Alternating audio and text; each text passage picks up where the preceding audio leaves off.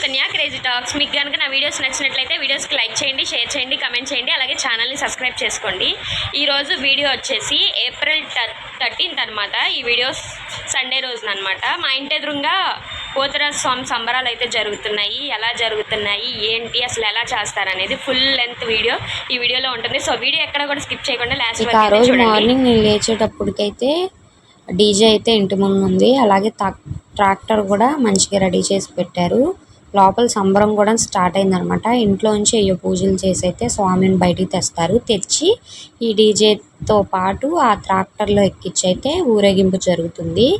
Main Poturaju స్వామిని అయితే వాళ్ళ ఇంట్లో వాళ్ళే పట్టుకొని ఊరేగిస్తారనమాట. అంటే ఊరంతా కూడా వెళ్ళొస్తారు. అక్కడ ట్రాక్టర్లు ఎక్కిస్తున్నారు చూసారా, అదే పోతురాజు స్వామి వారి స్తంభం కింద అనమాట లెక్క. అన్ని దేవుళ్ళు కలిపి అలా స్తంభానికి అయితే పెట్టి ట్రాక్టర్లు అయితే తీసుకెళ్తారు.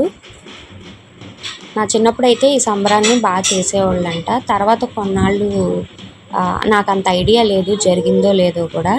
ఇప్పుడు ఒక 3-4 ఇయర్స్ నుంచి అయితే మళ్ళీ బాగా చేస్తున్నారు ఇంటి దగ్గర.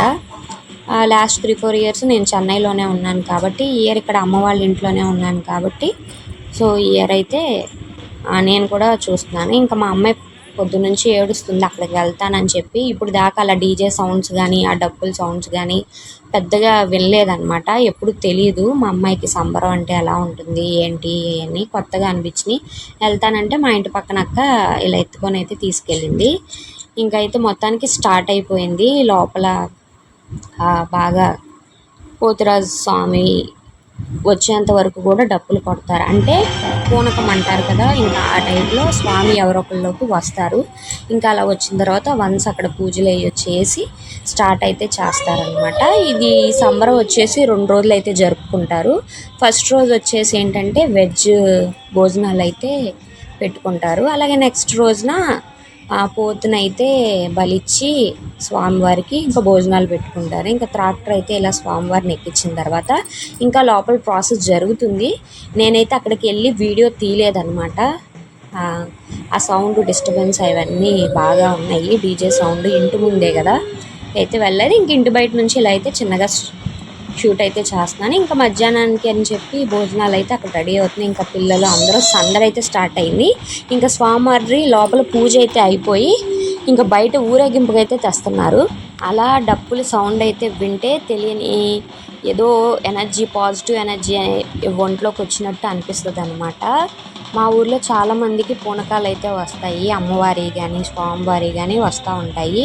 ఇంకా లోపటి నుంచి అయితే బయటికి స్వామివారిని తీసుకొస్తున్నారు. ఇంక డీజే ఇంక ఈ డప్పులు అన్నీ కూడా ఇంకా బాగా చాలా ఫాస్ట్గా ఎక్కువ సౌండ్గా మోగుతున్నాయి. ఇంకా అక్కడ చూస్తున్నారు కదా, అక్కడ ఒక కర్రల్లే ఉంది కదా, అదే స్వామివారి స్తంభం, పోతురాజు స్తంభం అంటారు వాటిని. ఇంకా వాటిని ఒక అతను పట్టుకుంటారు. అలాగే ఇంకొతను కుండని నెత్తి మీద పెట్టుకుంటారు. ఇంకా మిగిలిన వాళ్ళు ఆడవాళ్ళు కూడా ఉన్నారు కదా, వాళ్ళు కూడా ఏంటంటే చిన్న స్వాములు పట్టుకొని ఇలా ఊరు చివరికి వెళ్ళి, అంటే ఊరు మొదలుకి వెళ్ళి అక్కడికి వెళ్ళి పూజలు చేసి అక్కడ నుంచి మళ్ళీ అయితే తిరిగి ప్రతి ఇంటికి ఊరేగింపుకి అయితే వస్తారు. అలా ఊరేగింపుకి వచ్చినప్పుడు ప్రతి ఇంటికాడ కూడా నీళ్ళల్లో వేపాకు పసుపేసి ఆ స్వామివారికి ఏంటంటే నీళ్లు వారపోయటం అంటారు. వారపోసి కొబ్బరికాయలు, పసుపు, కుంకాలు అలాంటివి ఏమన్నా ఉంటే స్వామివారి మీద వేసి దండం పెట్టుకుంటారనమాట ఫస్ట్ రోజు. ఆ తర్వాత ఏంటంటే అన్న సమారాధన జరుగుద్ది. ఇంకా వెజ్. సెకండ్ డే వచ్చేసి నేను తీయలేదు, ఆ రోజు పోతుని బలిచ్చి చేస్తారు కదా. ఇంకా నెక్స్ట్ డే అయితే డీజే అలాంటిది ఏమి ఉండదు కానీ డప్పులు అయితే ఉంటారు. ఈ డప్పులు ఏంటంటే జంగారెడ్డి గుడి నుంచి మొదటికి అక్కడ వేసి చేసుకొని అయితే తిరిగి వస్తారు. అసలు చాలా మంది వస్తారు.